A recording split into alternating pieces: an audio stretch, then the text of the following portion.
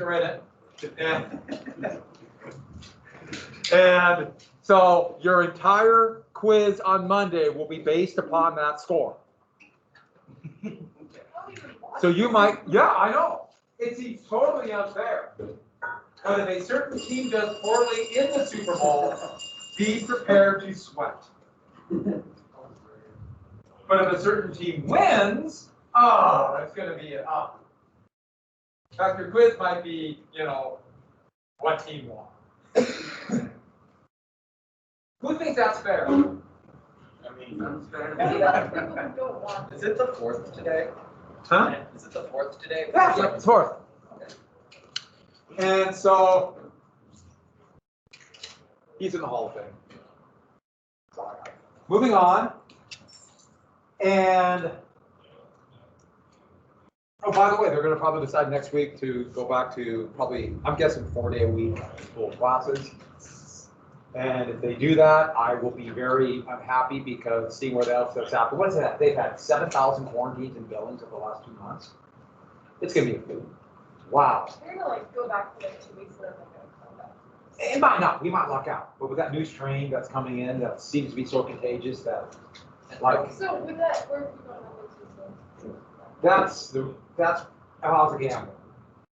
And don't forget, like 2 weeks ago, Gene Forte said a mask mandate will be removed in weeks, not months. So we got maybe like 4 weeks left. Well, the county health and the school board can still mandate masks. But you're right. Yeah, the mask mandates. As soon as they pass a law. 4 weeks to be alive. Well, you know, I mean, I'm older, so as I told you my age, so. But anybody can, and people are. A quarter of people who catch COVID, they get symptoms as long as 6 weeks after they have it. And they don't even know about all the heart issues. Yeah. Yeah, so I work at Jimmy John's. We get a lot of people that come in without masks, and we're like, you have to have a mask, and they're like, oh, there's no mask mandate.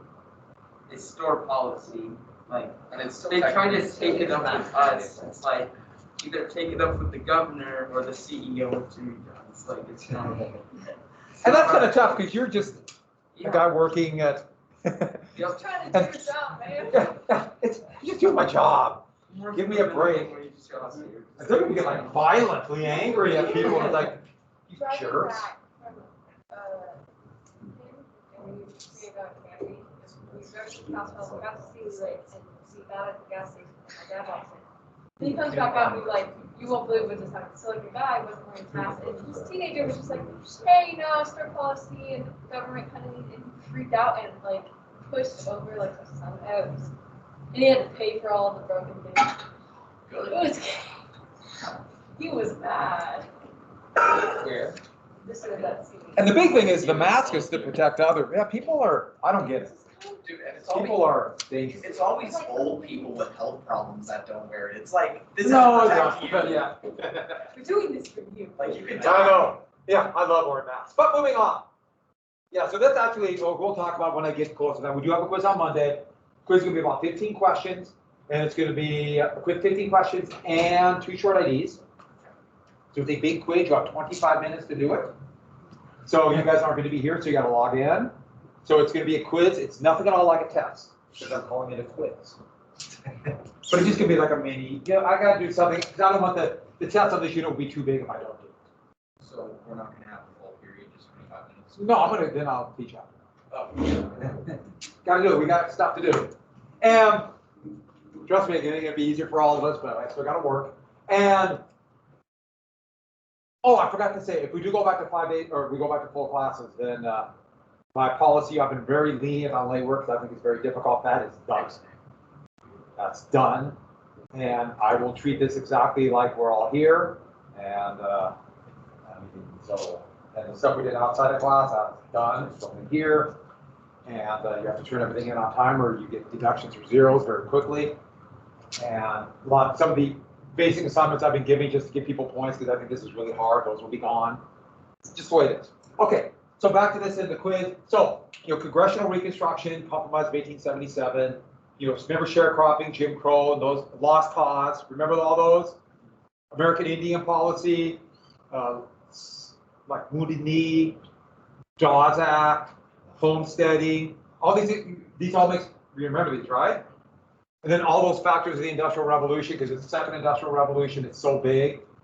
And so some of these I just spent a couple seconds on, but ones I really talked about, like railroads. I'm going to have a big one or two questions on government aid for business.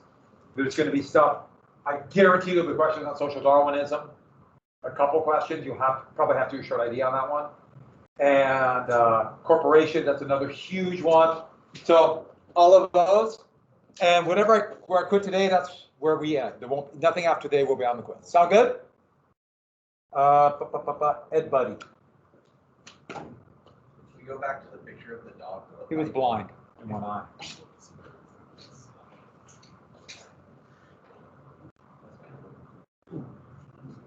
Yeah, Yes. dog and a pipe.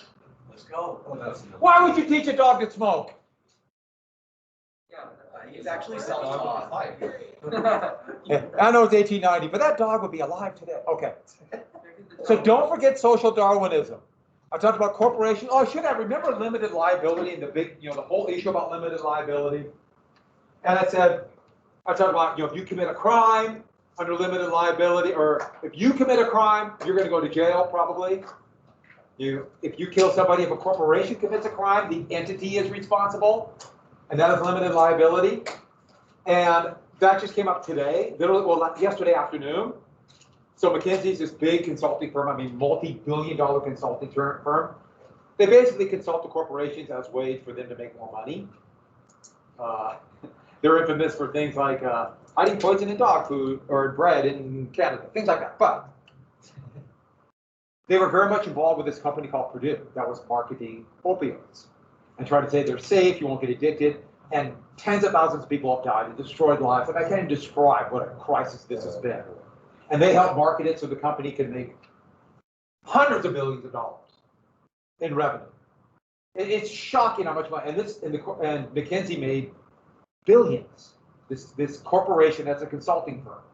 So they were involved with killing thousands of people. The corporation agreed to pay a fine of $972 million. Now, you might think that's a lot of money. To them, that's a drop in the bucket. That's like, oh, you're bad, moving on. But that's to the entity. Did any of the people who made the decision, that did the job and marketed the opioids, what happened to them? Or the stockholders? Nothing. Nothing. And when they got paid, they kept their money. They kept their fees. They kept everything. Now that's I wish I could say that was an abnormal example, but that's the norm. But you also see the advantage corporations have over things that aren't corporations. What a great competitive advantage they have. Okay, so with that, we got Sumner. And don't forget, this was all a justification, a bastardization of Darwin. And don't forget, Charles Darwin despised social Darwinism. He said this was garbage. Because this whole thing was classes are normal, so we shouldn't help people on the bottom because they're supposed to be on the bottom. And I got to get this great. I showed you this quote yesterday in class, so you're watching. Think about what happened to McKinsey. Isn't this 100% true? People who, the most minor offenses go to jail, and those who involved in killing thousands of people, they got to find something to pad their resume. Having bad morals is only acceptable for the rich. And there's an element of truth to that. Because the idea, I don't mean it's good, but an element of that people believe that. Because they're somehow morally superior. This is a big element here. They're poor, they're unemployed. They're forced to turn to crime or other things to try to make a living because there's something wrong with them. And so that's why Sumner was such a big deal. And this one thing the bell rang, I was getting near the end, I want to finish this part. This will go to race. That's why some races are above others. It's social Darwinism. Whites, Northern Europeans. So basically, England and this were better than everybody else. Nazi Germany, their number one binding philosophy was social Darwinism. Social Darwinism. We are on top. Everybody else is inferior. And by the way, that alone should tell you the allure of social Darwinism. If you're part of that group, even if you don't directly benefit a lot from it, if you're part of that group, you can always say I'm better than them. Doesn't have the same arguments as racism. But now, you could also say, well, I'm I'm richer, I must be better. I have more money, I must be better. I get better grades, so I must be better. I go to a better school, I must be better. It doesn't mean you work hard. It just means you're just better. This is the most dominant philosophy in the world today. Social Darwinism by far. Yeah. It almost creates like a loop that you really, like when you have money, if you have a wealthy neighborhood, they have a better school. So then you go to a better school, it just creates a loop. That's why private education is such a problem, because if those with money can get the best education, they'll end up making more money, and those who can't afford those schools won't get the education. It's a self-fulfilling cycle that's impossible to escape. But I will tell you this about private schools. They're usually not. They're not better. They pay their teachers worse. They have less stuff. Yeah. But what they have is everyone goes there. You have it in your class. You know, it's here in an AP class compared to other class. All of you are in this class because you expect to get something out of school. This is a good thing. And if you live in an area where everyone's doing well, they went to school because, God, yeah, you go to school, you're going to do well. So there's that expectation. You go to a private school, well, I must be special, even if the school's not better. In fact, they pay their teachers a lot worse. Which, that's something, if you're a teacher, you know this. But, hey, you can't help it, right? That's life. That's a job.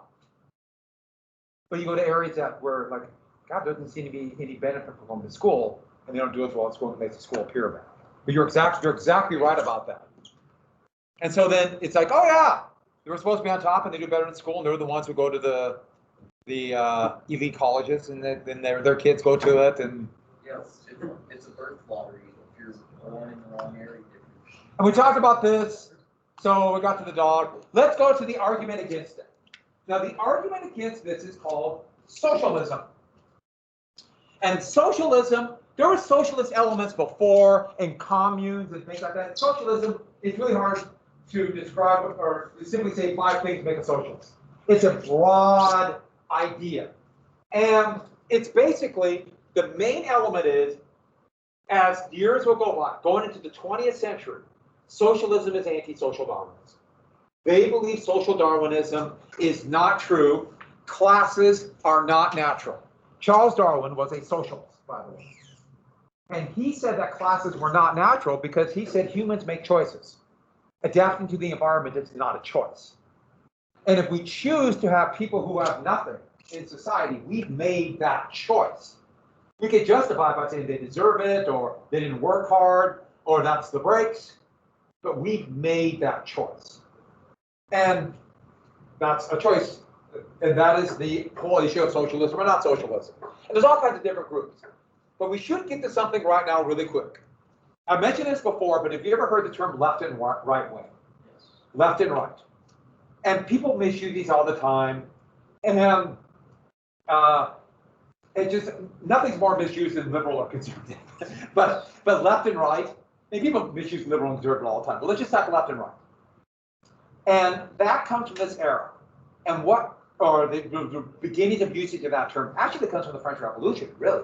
1789, 1790. Anybody know how? So, when they first had a General Assembly in France, the monarch was still there. King Louis XVI was still alive, but they're going to make a constitutional monarchy.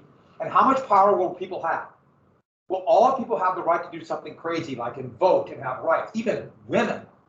This was seen as really radical stuff.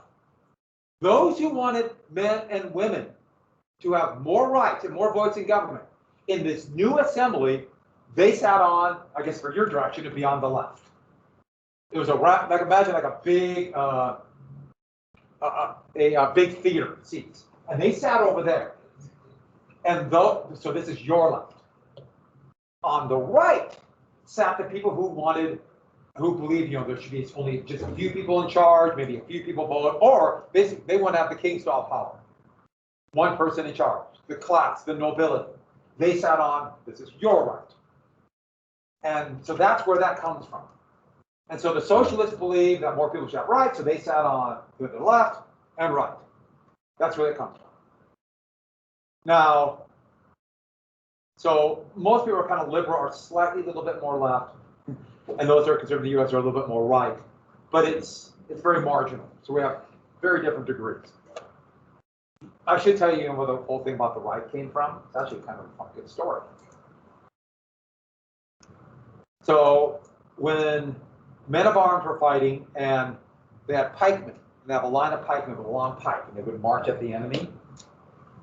And the problem is everybody's right-handed, almost everybody. Few people are wrong-handed, most people are right-handed. See, there it shows who's wrong-handed. Yeah, we're going to tie it behind your back and beat you if you ever try to use your left. That was done. My brother's left-handed, so I got to make it very clear it's wrong-handed.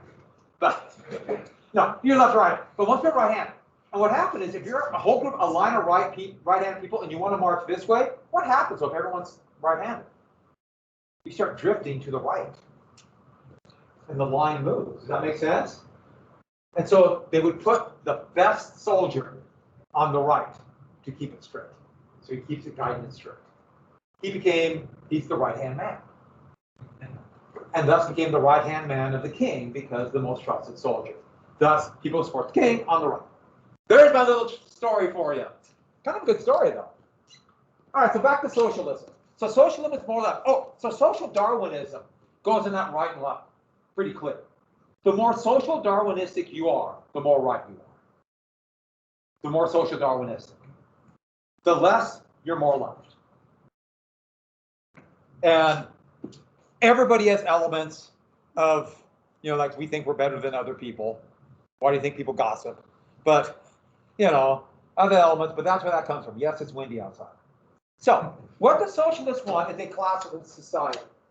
They don't want everybody equal, but they want to get rid of this huge difference between those who have and those who have not. Now, this is a tough one. How do you achieve that? That's actually really difficult. Shockingly difficult, frighteningly difficult. And I don't mean that in terms of just how you achieve this, but coming up to an agreement with this. There's all kinds of socialists.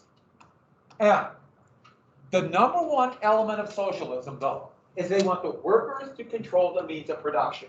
Why? Because those who have the capital have the access to more wealth because they control the property. And so workers control. Now, what does that mean? Strong labor unions or actually get rid of the capitalists? There's all kinds of elements of this.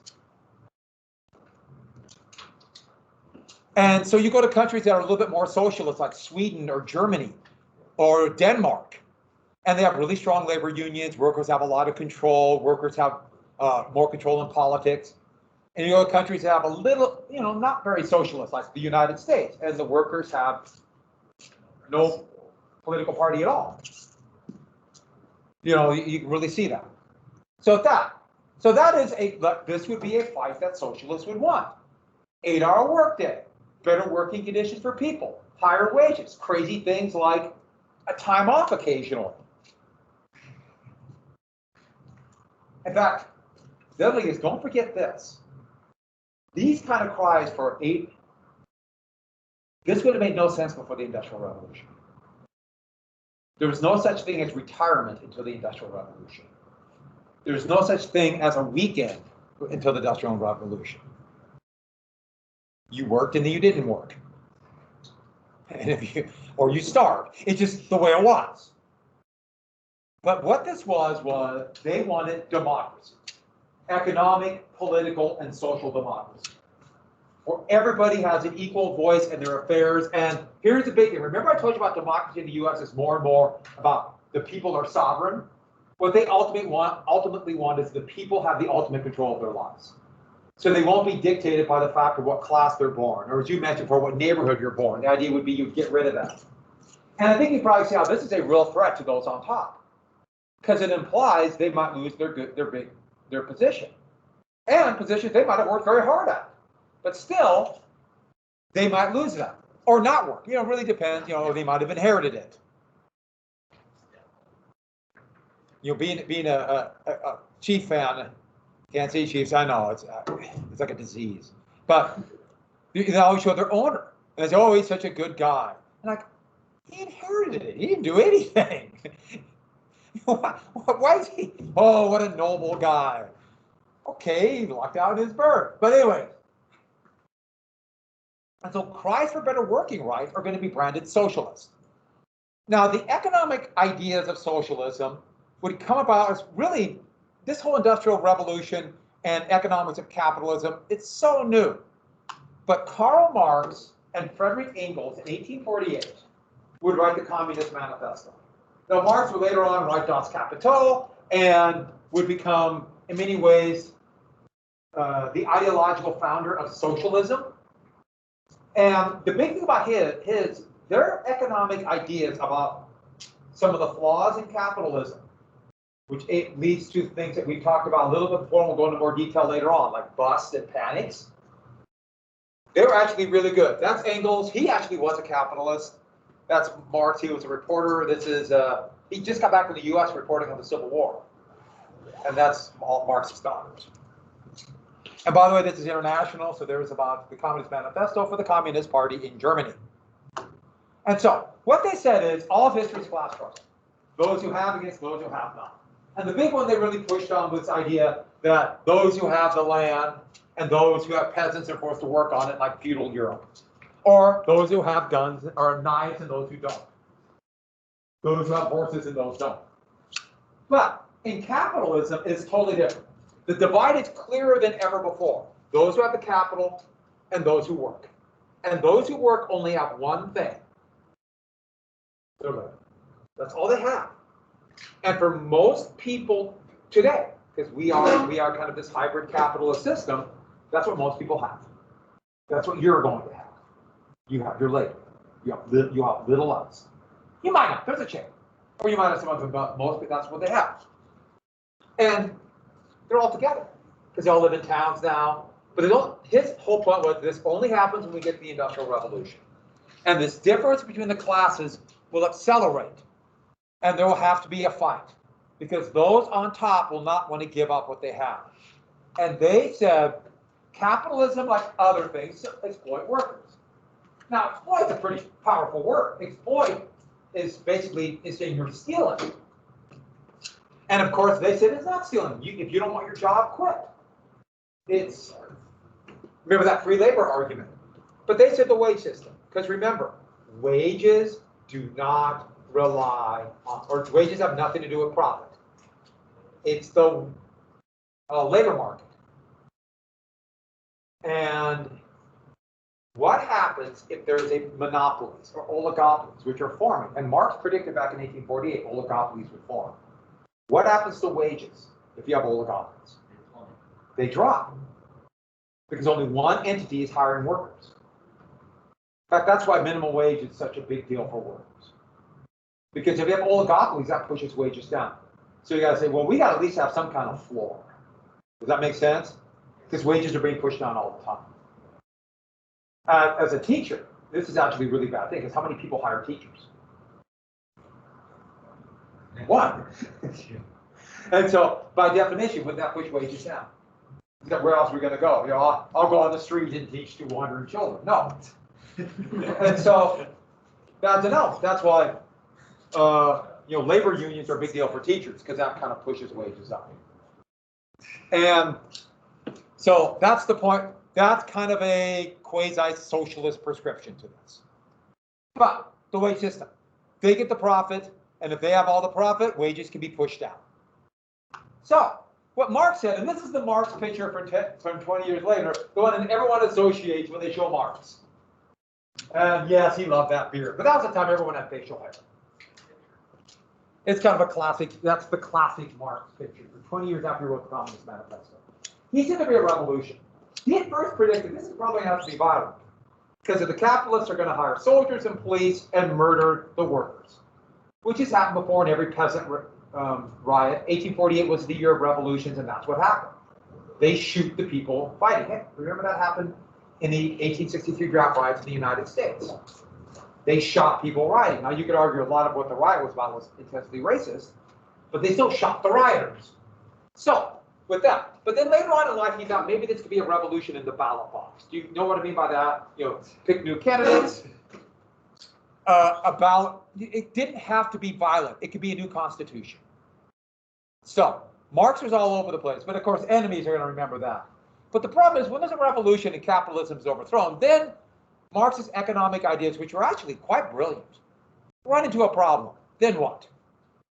Well, the country's not going to be ready, so it will turn to what's called the dictatorship of the proletariat, which means the dictatorship of workers. What does that mean? Well, those representing the new socialist order will govern the nation until everybody's ready for perfect democracy, perfect socialism. The problem is, once you give power to people, ultimate power, what tends to happen? Do they ever want to give it up? You read about the communist revolution, the Bolshevik revolution in Russia in 1917, and they believed it. They believed this stuff.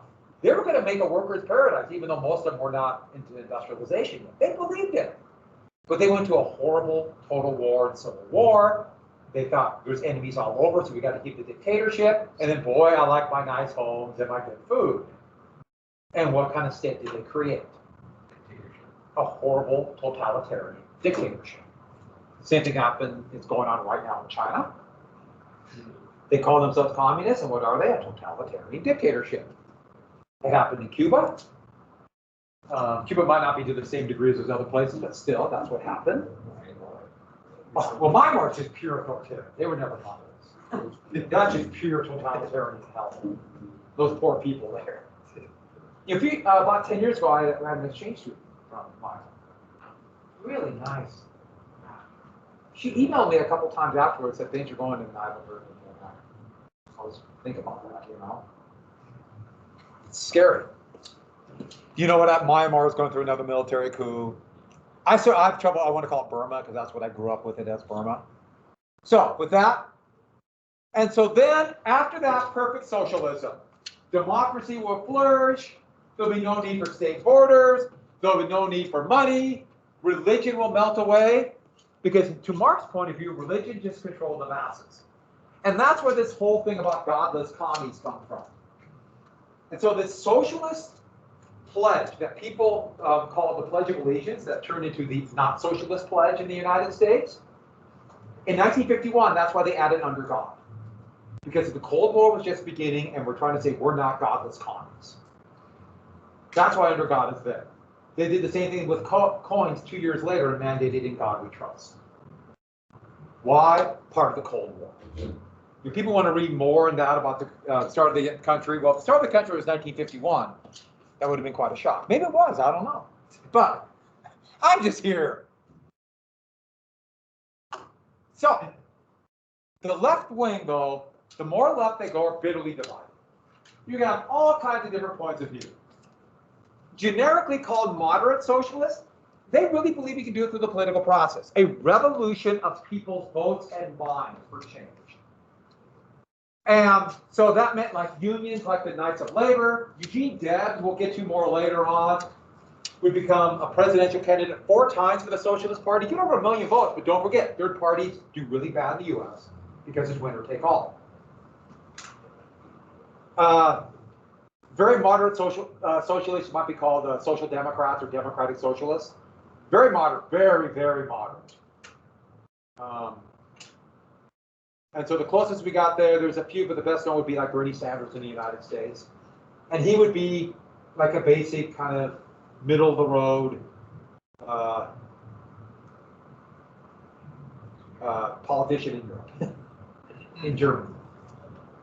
Not England, but Germany. Besides actually, no. Sorry. The closest American president to a democratic socialist, the closest have been like Franklin Roosevelt, Harry Truman, John Kennedy, Lyndon Johnson, and that didn't matter. And so with that, well, then a more radical one will lump together and call them communists. And communists would say, we're the real socialists. And moderate socialists would say, you guys are nuts. But they wanted, okay, we can make this international, a worldwide movement of workers. And yes, socialists would say that too, but we're talking different degrees. And it's going to have to be a revolution. And the revolution might have to be violent. Even though they would temper that, especially after all the Bolsheviks thought after the Russian Revolution, there'd be this massive revolution worldwide. And as it turned out, it's a little more complex than that. Yes, there were revolutions, but it's more complex. And so you could probably see these are a threat to that small percentage with wealth. But aren't these even a bigger threat? But who are the most radical socialists? Anarchists. Anarchism is the most. Anarchism's goal is perfect socialism. A true anarchist does not want anarchy. You know, they don't want to blow everything up so people are running through the streets with hammers fighting each other for food. Why hammers? Why not? You know, they don't want to blow things up for the sake of blowing things up. They believe that the system is totally corrupt and it has to be blown up. That capitalism has created a corrupt system. And that would be their ultimate goal, yes. But they don't want anarchy. They just want they don't want the dominating control of one class over the others. And there's all kinds of different anarchists, but one thing they believe is any hierarchy is a class. And so you can have a hierarchy is, you know, in wealth, but it also could be leadership. And so there's not going to be any true leaders of anarchists. That goes against their definition. We are all equal. And there's an element that say, yeah, that's a very fair democratic method, but also could lead to very difficult to get things done. It's very difficult to organize things. And this is a problem that anarchists are going to have. And that's why more moderate anarchists, like, where's my, let me get this, and the blow up the existing order. Blow it up could be people like her. Emma Goldman, she wanted to have a peaceful revolution. What's a peaceful revolution? The revolution was people come out and vote, they write a new constitution, they give all men and women equal rights, equality by the races, get rid of colonies, you know, things like that. But they can do it peacefully. But there are the more radical anarchists said, you're naive. They will never give up power. The only thing we can do are acts to show that the system doesn't work. And how do we do that? Revolutionary terrorism. Terrorism is a political act. You blow something up, you show the government can't function, people will eventually want to overthrow it. They actually had a name for it among anarchist writings. This goes back to the 1880s, the propaganda of deed. If we not only show that the system is corrupt and can't protect you, that's terrorism, and we also show the nobility of our ways by showing what we're willing to do to make a better society, people will rise up, overthrow the existing order, it will topple, and then we have a problem. Then what? Well, oops, I didn't put this down, but I meant to, and then perfect socialism will come. Now, it doesn't work that way, though. And they'll find out time after time. Because terrorism scares people. And what do they want? If you're scared, what do you want? Not scared. Exactly. And so you're willing to have, let's say, let me throw someone out there, like a strong man, come in and take control so you're not scared anymore. So this could have the exact opposite effect. So there started beginning in the 1880s, anarchist terrorism all over the world. Here's the General Assembly in France, an anarchist bomb. An opera in Madrid, an anarchist bomb. Here is the premier of the new country of Italy, murdered by an anarchist. Here's the Tsar of Russia, blown in half by an anarchist, which, by the way, led to even more of a police state. Yeah. Would you say like the most famous example in the U.S., at least like more currently, is probably Kaczynski's bombings when it comes to anarchist terrorism? Which bombing? I didn't hear. Ted Kaczynski's bombings. Yeah, that's probably the closest. And the same kind of thing, like the thought was this random nature would somehow solve a change, bring a change, and the exact opposite happened. But yeah, that's actually a really good example. There's some others. The most famous anarchist attack in American history, the two of them, the biggest would be the assassination of the president by an anarchist, William McKinley. But then a bomb on Wall Street in 1920, an anarchist bomb that killed 300 people. So I think you might see the problem. Doesn't this discredit your movement? And let's say you wanted to attack socialists, or for that matter, just a labor union who wants better wages. Would you call them You're a moderate socialist and you want to gradually change the political structure. How dare you? No, what do you call The radical commie who wants to kill God. them? Not communist, what? And anarchist. Not just an anarchist, because you see these things? This became the cry of any labor union, any socialist, you name it. They're bomb-throwing anarchists. And how do you counter that argument? You're a bomb-throwing anarchist. No, I'm not. That's what an anarchist would say. It's really hard. These ad hominem attacks that have no real backing of truth. Lies work. After the Bolshevik Revolution, that's what they started calling labor unions. You're communists, you're red, you're Bolsheviks. That's what they called those who wanted civil rights. You're communists, you're red, you're Bolsheviks. That's who wanted feminism. You're communists, you're red, you're Bolsheviks. And it's still used all the time today.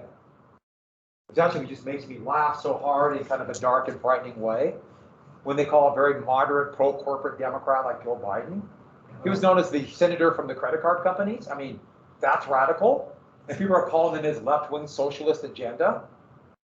Okay. Wow. But, you know, people are like, oh, I guess so. Then the wind blows. Yes, I've had somebody call me, well, he's a socialist. And I was nice. And so this comes to the real problem that socialists have. They eat themselves. Huh? What's that picture called? Cronus eating his son from Greek mythology.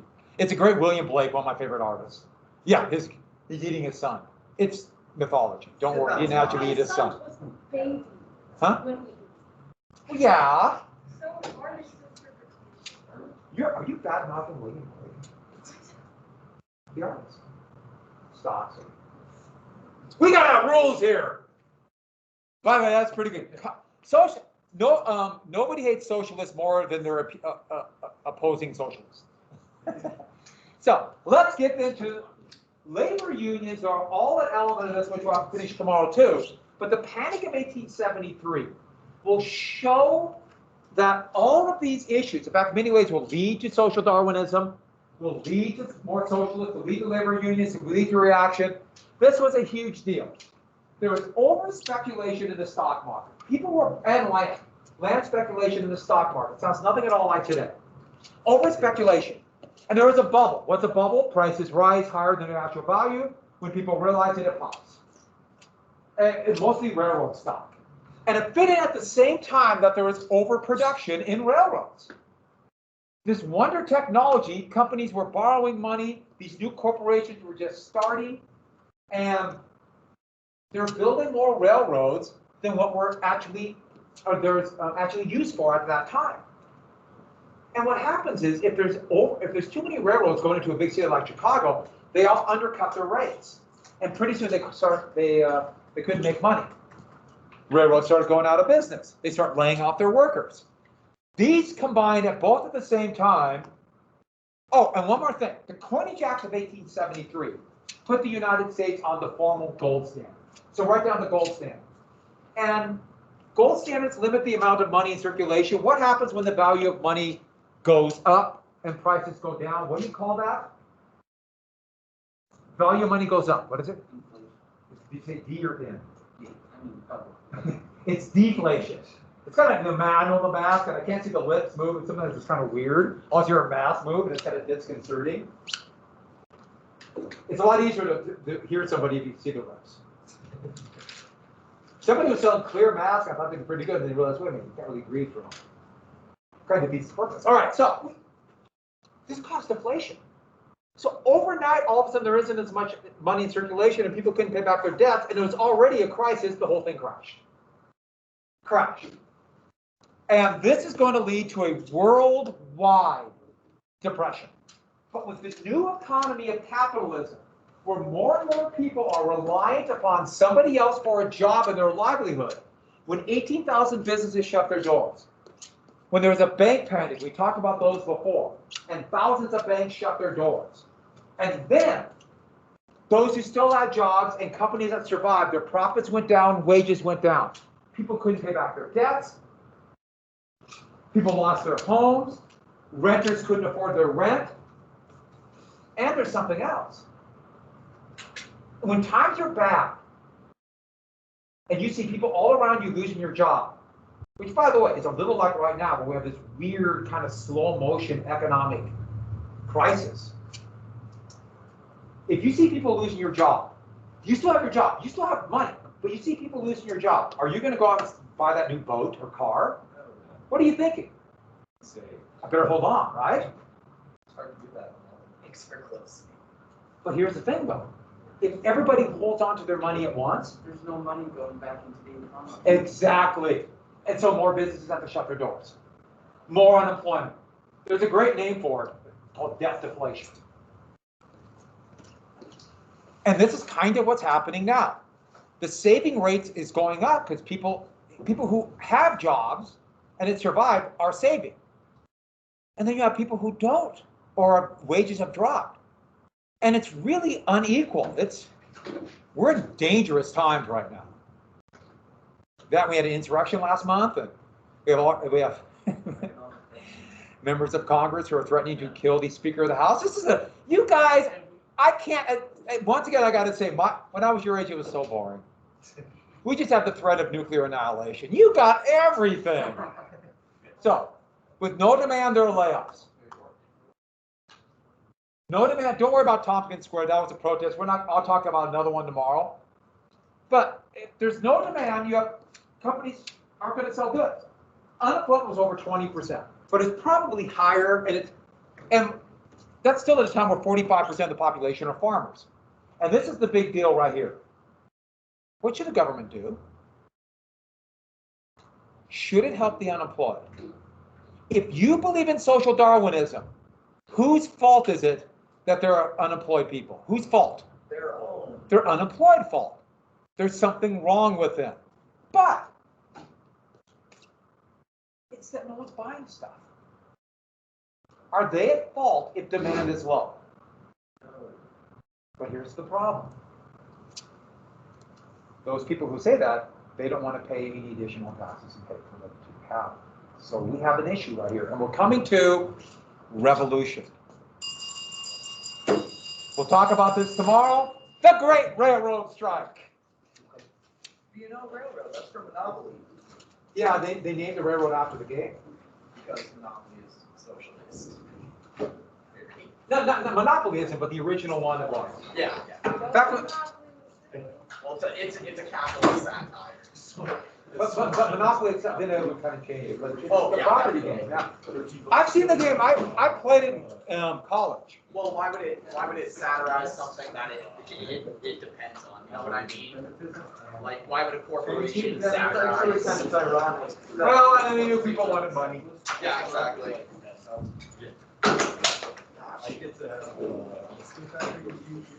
Goodbye, everybody. Right when you find work, and hang by your thumbs.